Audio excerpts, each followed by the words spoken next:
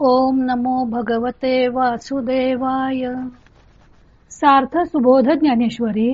लेखन आणि वाचन सौ मनीषा भास्कर अभ्यंकर, महाराष्ट्र, मिरज 416410. अध्याय 6. ध्यानयोग. योगारूढ मनुष्याची लक्षणं भाग 4. ओव्या आहेत 82 ते 87. ज्ञानदेवांनी 6व्या श्लोकाचा सर्व अर्थ 81व्या ओवीत कसा आणला होता ते आपण पाहिलं. आता ते ब्रह्मत्व कसे प्राप्त होऊ शकते त्याबद्दल विवेचन करणार आहेत. तो भाग आता आपण पाहू. जैसा किडाळाचा दोषू जाये, परी पंधरे तेची होई, तैसे जीवा ब्रह्मत्व आहे संकल्प लोपी. ज्याप्रमाणे हिणकस सोन्यातून मिसळलेल्या धातूचा दोष निघाला तर तेच 100 नंबरी सोने होते, त्याप्रमाणे अहंकाराचा नायनाट झाला असता जीवाला ब्रह्मत्व हे ठेवलेलेच आहे. हा घटाकारू जैसा निमालिया तया अवकाशा, न लगे मिळो जाणे आकाशा अनाठाया. घट फुटून हा घटाचा आकार नाहीसा झाला असता त्यातील पोकळीस आकाशाला मिळण्याकरता ज्याप्रमाणे कोठे लांब जावे लागत नाही, तैसा देहा अहंकारू नाथिला, हा समूळ जयाचा नाशिला, तोची परमात्मा संचला आधीची आहे. त्याप्रमाणे ज्याचा हा मिथ्या देहाहंकार कारणांसह नाहीसा झाला आहे, तो मूळचाच सर्वत्र भरलेला परमात्मा आहे. आता शीतोष्णाची या वाहनी, तेथ सुख दुःखांची कडसणी, ये न सामाती काही बोलणी मानापमानांची. आता थंड व उष्ण असे प्रकार किंवा हे सुख व हे दुःख अशी निवड, तसेच हा मान व हा अपमान अशी समजूत, या गोष्टी त्या पुरुषाच्या ठिकाणी मुळीच संभवत नाहीत.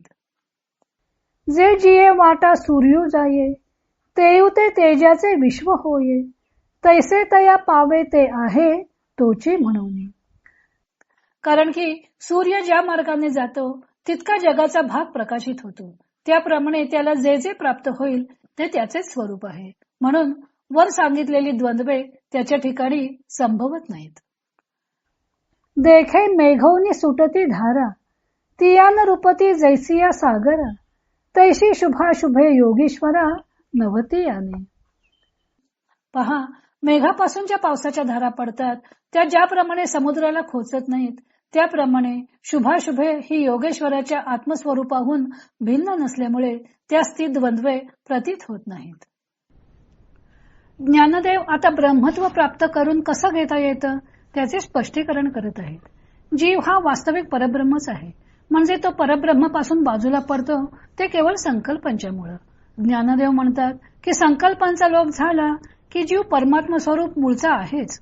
ही गोष्ट जाणण्यासाठी काय केले पाहिजे, तर अहंकाराचा नाश केला पाहिजे.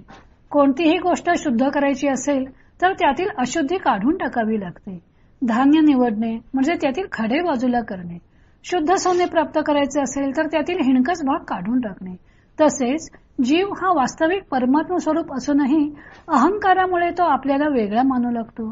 तो अहंकार दूर केला की जीवाला त्याचे परब्रह्मत्व प्राप्त होईल.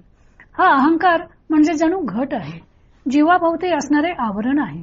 त्यामुळे जीव परमात्मा स्वरूपापासून वेगळा भासू लागतो. घटातील आकाश व बाहेरचे आकाश हे एकच आहे, पण घटामुळे घटाकाश वेगळे निर्माण झाल्यासारखे वाटते. घट फुटला की घटातील आकाश बाहेरील आकाशामध्ये विलीन होते. त्याप्रमाणेच अहंकार नाहीसा झाला की परमात्मा स्वरूप अनुभवास येईल. या उदाहरणाने वाटेल की देहाचा मृत्यू झाला तर जीव परब्रह्म स्वरूप होईल का, पण तसे होणार नाही. कारण मुळात आत्म्यावर 4 देहांची आवरण आहेत, स्थूल, सूक्ष्म, कारण व महाकारण. तेव्हा स्थूल देह नाहीसा झाला म्हणजे आत्मा मुक्त होत नाही. एकूण अहंकार नाहीसा झाला की मनुष्य समत्व बुद्धी होतो. मग त्याच्या बाबतीत थंड, उष्ण, सुख, दुःख, मान, अपमान अशी द्वंद्व संभवत नाहीत. आत्मानुभव हा 2 प्रकारचा असतो. मी ब्रह्म आहे हा एक प्रकार, आणि सर्व नामरूपात्मक पसारा ब्रह्मस्वरूप आहे हे जाणणे हा दुसरा प्रकार. त्यातील पहिला प्रकार ज्ञानदेवाने तैसा अहंकारू नाथिला या 84व्या ओवीत सांगितला की देहा अहंकार नाहीसा झाला की तो मूळचाच परमात्मा स्वरूपच होऊन जातो. दुसऱ्या प्रकारचा अनुभव सांगताना म्हणतात की सूर्य ज्याप्रमाणे ज्या दिशेने जातो तेवढे तेवढे जग प्रकाशित होत जाते. त्याप्रमाणे जी जी नामरूपे प्रकाशित होत जातात ती ती तो आत्मस्वरूप पाहतो. सर्व काही आत्मस्वरूप पाहणे यालाच चिद्विलासवाद असं म्हणतात. सर्वच आत्मस्वरूप पाहिल्यामुळं त्याला सुख दुःख शुभ अशुभ आपल्यापासून भिन्न वाटतच नाही. विवेकानंद एक दाखला देत असतात की आपल्याला आपल्या देहाबद्दल प्रेम असतं, तसाच आणखी दुसरा एखादा देह आपणच आहोत असं वाटलं तर ते प्रेम द्विगुणित होतं. असे जर सर्वच देह आपले वाटायला लागले तर कुणाबद्दल द्वेष वाटणारच नाही. एक हात दुसऱ्या हाताचा द्वेष करतो का? तसेच सर्व नामरूपात्मक दिसणारा संसार आपणच आहोत अशी त्याची व्याप्ती वाढली की अहम खल्विदम ब्रह्म सर्वम खल्विदम ब्रह्म अशा प्रकारचा त्याचा अनुभव असतो. मग मेघापासून कोसळणाऱ्या पावसाच्या धारा समुद्राला बोचत नाहीत, त्याप्रमाणे कोणतेही सुखदुःख त्याच्यावर परिणाम करू शकत नाही. कारण जसे पावसाचे व समुद्राचे पाणी एकच असते त्याप्रमाणे सर्व नामरूपात्मक जगत एकच आहे असा त्याचा भाव असतो. श्रीकृष्ण योगयुक्ताची आणखी काही लक्षणं पुढे सांगणार आहेत ती आपण उद्या पाहू.